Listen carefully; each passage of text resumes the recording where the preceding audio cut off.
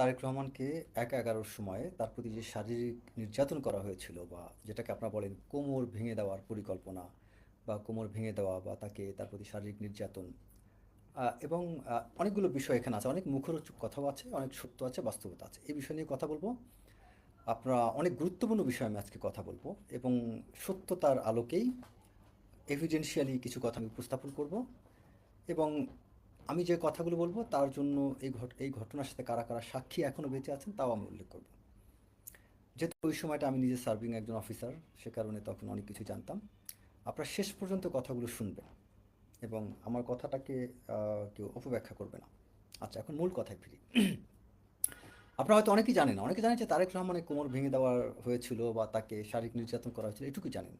But এটা অনেকেই জানেন না যে তারেক রহমানকে একটি একটি দুর্ঘটনা নাম দিয়ে বা অপমৃত্যু নাম দিয়ে তাকে কিন্তু হত্যা চেষ্টাও করা হয়েছিল, সেই পরিকল্পনা ছিল। আহ, এটা কিভাবে, কারণ এই ঘটনাটা হচ্ছে এটার সাক্ষী আমি বলতে পারি আপনার এখনও বেঁচে আছে জেনারেল মতিন। আপনাদের মনে আছে যে তত্ত্বাবধায়ক গভর্নমেন্ট পিরিয়ডে তখন একজন উপদেষ্টা ছিল মেজর জেনারেল মতিন, যিনি ওই যে বলেছিলেন যে আমরা রুই কাতলা ধরবো, রাঘব বোয়ালদের ধরবো, এবং তিনি অনেক বড় বড় অপরাধীদেরকে ধরার ব্যাপারে অনেক কথা বলেছেন এবং আমার জানা মতে তিনি একজন সৎ অফিসার ছিলেন। তিনি শাসন বা অনেক ন্যায় বিচার প্রতিষ্ঠার চেষ্টা করেছেন। ভুলভ্রান্তি থাকতে পারে, বাট ওই সময় যদি জেনারেল মতিন না থাকতেন তাহলে হয়তো বা তারেক রহমানকে নিয়ে যে পরিকল্পনা করা হয়েছিল এটা মাসুদুদ্দিন চৌধুরী অ্যান্ড গং তারা সফল হয়ে যেত।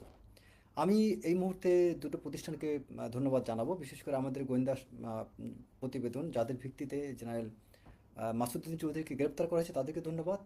আরেকটা হচ্ছে ডিবিকে, কারণ এ যাবৎকালে যতগুলো অ্যারেস্ট বা গ্রেপ্তার হয়েছে তার মধ্যে মাসুদুদ্দিন চৌধুরীকে গ্রেপ্তার করাটা আমি মনে করি সবচেয়ে যৌক্তিক এবং পারফেক্ট একটা ইনিশিয়েটিভ ছিল। এর কারণ হচ্ছে যে যাকে তাকে ধরপাকড়া করে লাভ নেই, সেনাবাহিনী হচ্ছে অনম্যান শো। এই সেনাবাহিনীতে যখন ঊর্ধ্বতন কর্তৃপক্ষ, সর্বোচ্চ পর্যায়ে কমান্ডাররা যা করে এটা নিচের লেভেলে মানুষ অমান্য করতে পারে না। তো যাকে তাকে হয়রানি করে লাভ নেই, এরকম বিগ বিগ ফিশগুলোকে ধরেন, এই মামুন খালেদ টাইপ, যারা সেনাবাহিনী মেরুদণ্ডটা ভেঙে দিয়েছিল। এবং আওয়ামী লীগ ক্ষমতায় আসার পর মিথ্যা ন্যারেটিভের মাধ্যমে নিজের স্বার্থ হাসিলের জন্য, শেখ হাসিনা মন জোগানোর জন্য, শেখ হাসিনার বিশ্বাস তৈরি করার জন্য এই মামুন খালেদ, জিয়াউল হাসান, তারেক সিদ্দিকী এরা নানান ন্যারেটিভ তৈরি করেছিল। যেই ন্যারেটিভগুলো শুনে শেখ হাসিনা ভীত সন্ত্রস্ত হয়ে অনেক ভুল পদক্ষেপ নিয়েছিল। এখন আমি আসি তারেক রহমান প্রসঙ্গে। তারেক রহমানকে যখন হত্যার চেষ্টা করা হয়, তাকে যখন অমানবিক শারীরিক নির্যাতন করা হয়, তখন এই বিষয়টা এবং তাকে আহ, যখন উপলব্ধি করে তারেক রহমানের পরিবার, বিশেষ করে ডক্টর জোবাইদা রহমান, তিনি যখন বুঝতে পারেন যে তারেক রহমানকে হত্যা করা হতে পারে, তৎক্ষণাৎ তিনি তখন তৎকালীন উপদেষ্টা জেনারেল মতিনের কাছে গিয়েছিলেন দৌড়ে। জেনারেল মতিনের কাছে যাওয়ার পরে জেনারেল মতিনকে যখন পুরো বিষয়টা জানান, তখন এই জেনারেল মতিন তখন মইনু আহমেদকে ফোন করেছিলেন। মইনু আহমেদকে ফোন করে তিনি অকথ্য ভাষায় তাকে গালিগালাজ করেন, কারণ মইনু আহমেদ ছিল জেনারেল মতিনের ব্রিগেড কমান্ডার। আমি তথ্য হয়তো একটু কম বেশি হতে পারে আমার জানা মতে তিনি তার ব্রিগেড কমান্ডার ছিলেন এবং তার অধীনে চাকরি করেছিলেন। যে কারণে আর্মির কিন্তু একটা বিষয় আছে যে যে যে দলের বা যে মনোভাবই হোক না কেন, যেই রাজনৈতিক মতাদর্শে হোক না কেন, আর্মি কিন্তু ডাইরেক্ট কমান্ডার যার অধীনে যে চাকরি করে তাদের প্রতি একটা মিনিমাম এই মান্যটা করে থাকে, তারা এই সম্মানটা দেখা থাকে। যে কারণে মইনু আহমেদ কোনো উচ্চবাচ্য করেননি, তাকে তিনি অনেক বকাঝকা করেছিলেন, গালিগালাজ করেছেন, তোমরা কী পেয়েছো, তোমরা ইমিডিয়েটলি তার যা করার করেছো, এনাফ ইজ এনাফ, তোমরা ইমিডিয়েটলি তাকে আইনের আওতায় তাকে শপথ করো এবং তাকে সে জেলে থাক, কিন্তু তাকে আর কোনো নোমর টর্চার। ওই মুহূর্তে যদি জেনারেল মতিন হস্তক্ষেপ না করতো তাহলে আজকে এই আমাদের প্রধানমন্ত্রী তারেক রহমানকে আপনারা এইভাবে পেতেন বলে আমার মনে হয় না। এই ইতিহাসটা অনেকেই জানে না এবং এই ঘটনার বিস্তারিত যদি জানতে চান, এখনও বেঁচে আছেন জেনারেল মতিনও বেঁচে আছেন, তিনি অসুস্থ, এবং লেফটেন্যান্ট আবু রুশ ডিফেন্স জার্নালের সম্পাদক, আমাদের বর্তমান সেনাপ্রধানের কোর্সমেট, তিনিও এই ঘটনাটা জানেন। আমি আশা করি লেফটেন্যান্ট আবু রুশ স্যার তিনি এই কথাটা স্বীকার করবেন এবং তিনি এটা বিস্তারিত তিনি আরও ভালো বলতে পারবেন, আমার চেয়ে তিনি আরও ভালো জানার কথা এই বিষয়টা। সো এই দুজন ব্যক্তিকে যদি আপনারা এটা নিয়ে ইন্টারভিউ নেন, একদম তারা সাক্ষ্য দিতে পারবে।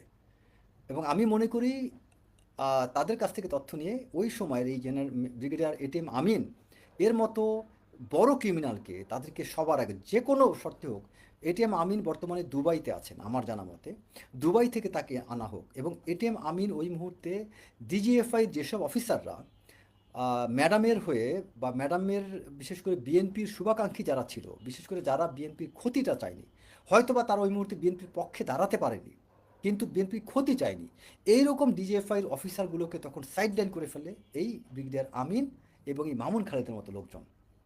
এই ঘটনাটা যদি আপনাদের বিশ্বাস না হয়, তৎকালীন ডিজিএফআই তখন যারা ছিল ব্রিগেডিয়ার বাড়ি সহ, তারপরে আরও কিছু অফিসার ছিল, তাদেরকে জিজ্ঞাসাবাদ করলে এই সত্যতা আপনারা জানতে পারবেন। সো এই প্রকৃত ঘটনাগুলো আমাদের মনে হয় আমাদের যাওয়া উচিত। আমরা এই যে বর্তমানে এই 2024, 2025, 2026, দয়া করে আপনারা এই ঘটনার অফিসারদেরকে দেখেন না। এখন যারা হিরো তাদেরকেও দেখতে যায় না, এখন যারা ভিলেন তাদেরকেও দেখতে যায় না। আসল ভিলেনটা দেখা উচিত আমাদের সেই 2006-07 সাল থেকে। কারণ আর্মির কোমরটা ভাঙা শুরু হয়েছে তখন থেকে। একটা সময় কি হয়, যখন নমরুদ ফেরাউন তৈরি হয় ভাই, এই নমরুদ ফেরাউনের ভয়ে অনেক মানুষ কিন্তু অনেক অপরাধ করে। এই অপরাধীদেরকে না দেখে ওই আসল নমরুদ ফেরাউনকে দেখেন, যারা আপনার এই 11-11 সময় আপনি খেয়াল করে দেবেন, তখন এই এটিএম আমিনের মতো মানুষ এমন একটা পরিবেশ বলয় তৈরি করেছিল, তারা এমন একটা সেন্টিমেন্ট তৈরি করেছিল যে বিএনপির অস্তিত্ব আর থাকবে না। যখন সাধারণ মানুষ, সরকারি কর্মকর্তারা, আর্মি অফিসাররা, অন্যান্য লোকজন জানতে পারবে যে আর বিএনপির আর ভবিষ্যৎ নেই, তার একটা মানে ভবিষ্যৎ নেই, তখন বলেন কয়জনের তখন বুকের পাটা থাকে বিএনপির পক্ষে দাঁড়ানো? সেই সময়টাতে যারা যারা পোল্টি মারছে তাদেরকে আপনার ধরা উচিত। আর হচ্ছে যারা এই পোল্ট্রিবাজির জন্য সহায়তা করেছে, এই আমিন, মামুন খালেদ, মোল্লা ফজলে আকবর আরেকজন ব্যক্তি, ফজলে আকবর না, মোল্লা ফজলে আকবর। এই মোল্লা ফজলে আকবর তিনি কিন্তু এখন, আমি আমার পূর্বের বক্তব্যে এর আগেও বলেছিলাম অনেকবার, যেগুলো অনেক জায়গায় প্রচারও হয়েছে, এই পিলখানা ঘটনার সময় এই মোল্লা ফজলে আকবর সিঙ্গাপুরে ছিলেন কেন? এখনও তাকে প্রশ্ন করা হয়নি। ডিজি তখন তিনি কেন সিঙ্গাপুরে ছিলেন পিলখানা যখন ঘটনা ঘটলো? এবং এই মোল্লা ফজলে আকবর ডিজিএফআই দায়িত্বে থাকা অবস্থায়, তারপরে ঢাকার এএসইউর কমান্ডেন্ট ছিল ব্রিগেডিয়ার হামিদ 10 লং কোর্সের, তাদেরকে জিজ্ঞাসাবাদ কেন করা হয় না? কারণ এরা তো সূত্রপাত ঘটাইছে। এখন এই যে নান্নু পাঞ্জু এদেরকে ধরে লাভ কি? এই ছোটোখাটো জুনিয়র অফিসার, তখন যারা মেজর ক্যাপ্টেন ছিল এখন হয়তো তারা ব্রিগেডিয়ার বা মেজর জেনারেল হয়ে গেছে, এদেরকে ধরে লাভ নেই। এরকম ধরতে গেলে সবগুলাকে ধরতে হবে, তো সবাইকে তো আপনি কোরবানি ফাঁসি দিতে পারবেন না। সো রুটগুলাকে ধরেন। ওই সময়ে আরও কয়েকজন অফিসার ছিল যারা, এটা ডিজিএফআই থেকে শুরু করে অনেকেই তথ্যটা জানেন, জিয়াউর রহমানের হত্যার আসামি ছিল কয়েকজন।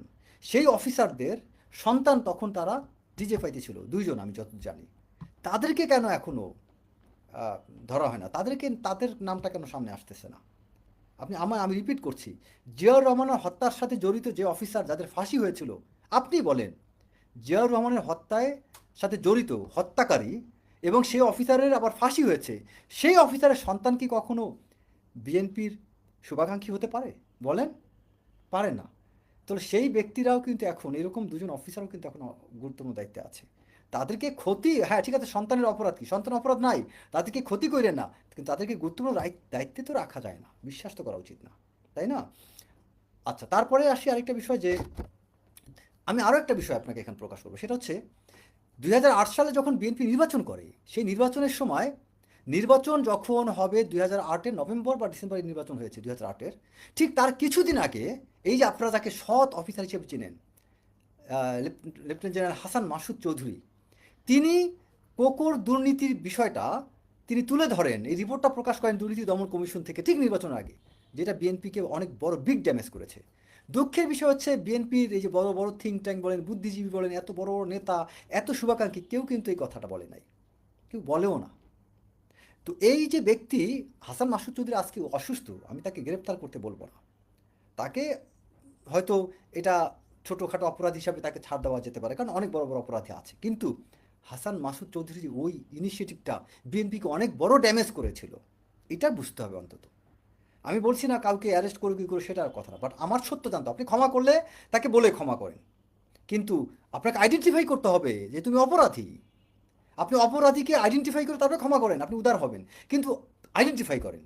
তারপরে সেই ডিজিএফআই তৎকালীন সময়ে কর্নেল বা ব্রিগেডিয়ার হবে পরে শাম্মী ফিরোজ, এর নাম কেউ নেয় না। আওয়ামী লীগ সরকার গঠন করার পরে এই মিডিয়াকে সবচেয়ে বেশি ঘোলা জল খাওয়াইছে, মিডিয়া পরিবেশ নষ্ট করছে, বিভিন্ন জায়গায় বিভিন্ন সামরিক অফিসারের বিরুদ্ধে আজে বাজে রিপোর্ট, মিথ্যা এইটা ওইটা তৈরি করছে এই শাম্মী ফিরোজ। তাকে এখন গ্রেপ্তার করা হয়নি, তিনি কিন্তু এখনও ঢাকা শহরে আছেন, তার বিরুদ্ধে কিছু করা হয়নি। আপনি যাকে তাকে যার তার নামে রিপোর্ট করছেন, যার তার নামে ফেসবুকে পোস্ট হচ্ছে, মিডিয়াতেই হচ্ছে, ওই অফিসারকে ভিকটিম করো, যাকে তাকে ভিকটিম করে লাভ নাই। কেন সব সব অফিসারের বিষয়ে গণহারে লাগছেন? আপনাদের লাগা উচিত 2009-10 সালের আসল অপরাধী যারা, এর পরবর্তীতে যারা বিভিন্ন পরিস্থিতির কারণে, নিজে টিকে থাকার কারণে, অস্তিত্বের কারণে যারা করছে, তাদেরকে আমি মনে করি নিরপরাধ ভাবার কিছু নেই, তারা অবশ্যই অপরাধী, বা তাদেরকে হয়তো বা ক্ষেত্র বিশেষে ছাড় দেওয়া যেতে পারে। কিন্তু ওই সময়ের এই মামুন খালেদ টাইপ লোকজন, মোল্লা ফজলে আকবরের মতো লোকজন, এদেরকে কোনোভাবে ব্রিগেডিয়ার আমিনের মতো, এটিএম আমিনের মতো মানুষকে কোনো মতে ছাড় দেওয়া উচিত না। ব্রিগেডিয়ার এটিএম আমিন যেই সব ডিজিএফআই যেসব কর্মকর্তাকে ভিকটিম করেছিল এবং যারা ডিজিএফআইকে তে বিএনপি শুভাকাঙ্ক্ষী ছিল, সেই অফিসারদেরগুলোকে আমি মনে করি বিএনপি ডাকা উচিত, তাদের কাছ থেকে সত্যতা জানা উচিত। এবং ওই সময় গণহারে ওই সময় সবাই কিন্তু বিএনপির বিরুদ্ধে ছিল না, সব অফিসার ছিল না। অনেক অফিসার এই আর্মিনের ক্ষমতার কাছে খুবই দুর্বল ছিল। তারপরে ব্রিগেডিয়ার আজিম ছিল একটা, তিনি একসময় র্যাবের ডাইরেক্টর অফিস বা কিছু ছিলেন, পরবর্তীতে ডিজিএফআইতে ছিলেন। সেই ব্রিগেডিয়ার আজিমের নামও কেউ নেয় না। তারপরে আপনার ব্রিগেডিয়ার গোলাম মাওলা, তার নাম কেউ নেয় না। এরা তো একদম জেনুইন পারপিট্রেটর ছিল, এর সাথে সম্পৃক্ত ছিল। হয়তো বা তারা কম বেশি অপরাধী হতে পারে। ব্রিগেডিয়ার তখন এসইউর কমান্ড ছিল ব্রিগেডিয়ার হামিদ, তারা কম বেশি অপরাধ করতে পারে। তারা ওই শুরুটার দিকে মামুন খালেদের সাথে অনেকভাবে কাজ করছেন, অনেক জায়গায়। এদের মধ্যে আমি আমি বলবো না যে কেউ খুব বেশি অপরাধী, কেউ কম অপরাধী, বাট এইটা একটা সার্কেল ছিল, বলয় ছিল। এই বলয়টা আমি মনে করি প্রশ্নের আওতায় আনা উচিত, এদের প্রত্যেককে জিজ্ঞাসাবাদ করা উচিত। তারপরে জিজ্ঞাসাবাদ উনি জানার পরে, হ্যাঁ ঠিক আছে হামিদ তুমি কম অপরাধী, বুঝলাম, তুমি কার কথায় কী করছো বলো, কে কী আদেশ দিয়েছিল, কার কী নির্দেশ শুনছিল, সেটা করার পরে তারপরে হামিদ যদি উনি অপরাধী না হয় তাকে ছেড়ে দেন, বাট তাকে তো জিজ্ঞাসাবাদ করা উচিত। তারপরে আপনার ব্রিগেডিয়ার শাম্মী ফিরোজ ছিল, শাম্মী ফিরোজ বলুক কী কী সাথে সম্পৃক্ত ছিল।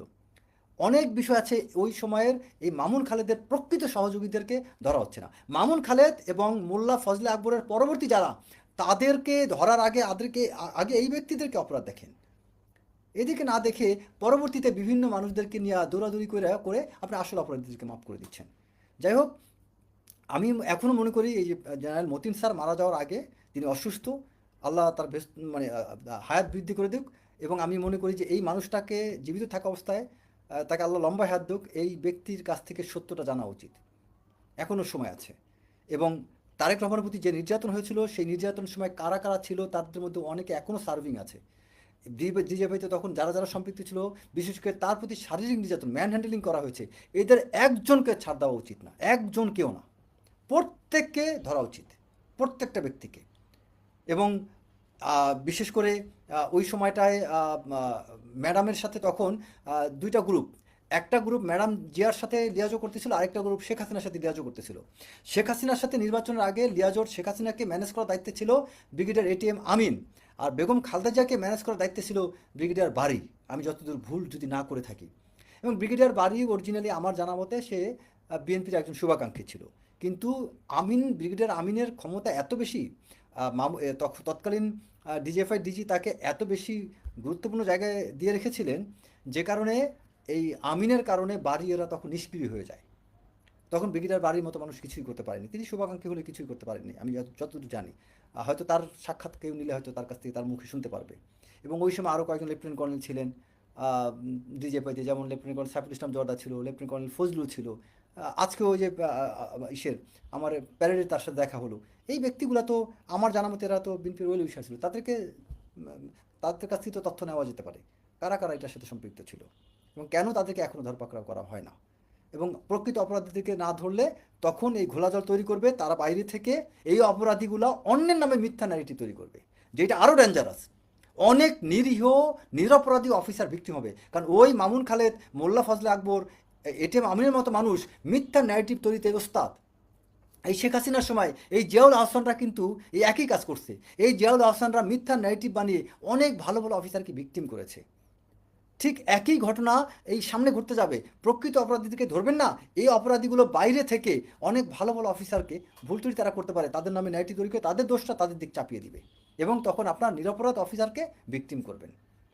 এবং আমি মনে করি যে অনেক অফিসাররা বর্তমানে আবার অনেক অপরাধী জানা সত্ত্বেও তার ঘনিষ্ঠ হওয়ার কারণে তাকে রক্ষা করার চেষ্টা করছেন, যেটা উচিত না। আবার ওই তাকে রক্ষা করে একজন নিরপরাধীকে ফাঁসিয়ে দিচ্ছেন, এটাও যাতে না হয়, কারণ এইটা হবে অনেক বড় জুলুম। তো আমি আমার কথাগুলো যদি আপনারা শেয়ার করতে পারেন, আমি যতটুকু জানি তা আমি প্রকাশ করলাম। আমার মনে হয় বাংলাদেশের মানুষ এটা জানা উচিত এবং ডিবি এবং আমাদের গোয়েন্দা সংস্থার রিপোর্টের ভিত্তিতে যে ভূমিকাগুলো নেওয়া হচ্ছে, একদম আমি করি পারফেক্টলি ঠিক আছে। এই মামুন খালেদ টাইপ মানুষকে ধরাটা অত্যন্ত সময়োপযোগী ছিল, এবং আমি মনে করি তার কাছ থেকে তথ্য নিয়ে এবং তাকে রিমান্ডে নিয়ে তার কাছ থেকে সব তথ্য নিয়ে বাকি পদক্ষেপগুলো নেওয়া উচিত।